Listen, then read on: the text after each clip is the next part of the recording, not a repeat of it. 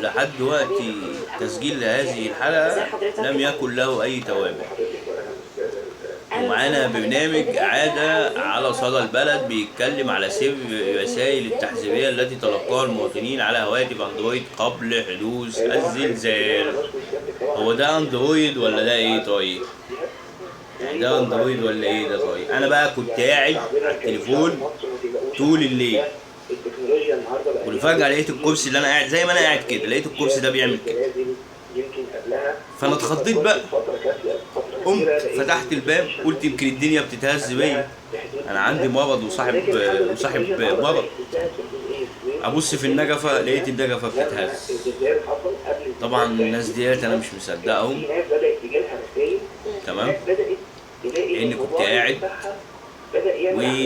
وحاسس بالزلزال وانا صاحي كمان، تمام. دي حاجه، ثواني ونرجع. طبعا الكارثه بتاعتنا في البلد هنا مش الزلزال وبس، احنا عندنا كوارث كتير، كوارث اقتصاديه، كوارث حياه. طبعا انا هبتدي بقى ايه الفتره الجايه، هبتدي اعلن واحده واحده عن البرنامج الرئاسي وعن الصوره التصويريه ليه بالذكاء الاصطناعي.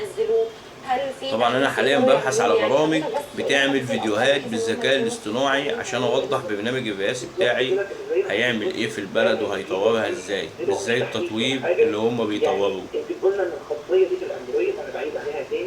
تمام. هو بيقول لك بقى فعل خاصية الانذار المبكر. طبعا النيل للاخبار، الرئيس السيسي رئيس جهاز مستقبل الوطن قاعد معاهم ولبس بدلة الطيران من تاني، ركب الطيارة.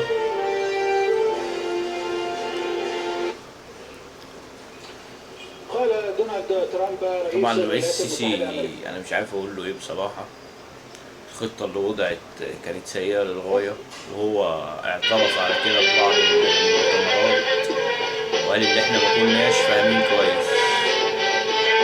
يا ريت بقى ايه نركز مع بعض الفترة الجاية دي، عشان اللي هيتشرح هو ده المهم اللي المفروض يحصل في البلد في خلال الفترة الجاية.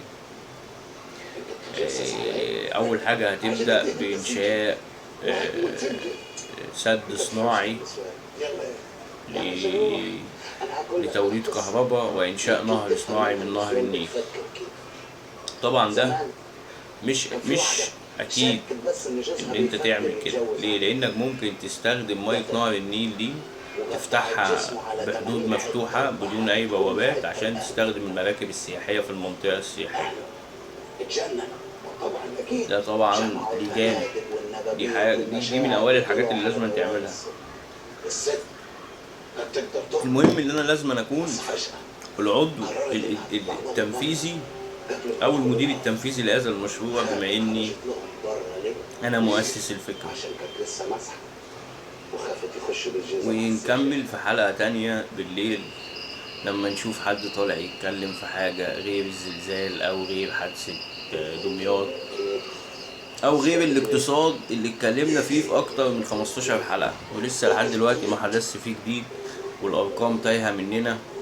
والاقتصاد بتاع البلد بيقول إن الناتج القومي للبلد 429 مليار دولار، منهم 10 قناة السويس و12 وزارة البترول، يعني كده عندنا حوالي 29 مليار، فاضل 400 مليار دولار على يقسموا على الوزارات الباقية ما بين ضرائب وما بين أرباح للدولة من الخامات والذهب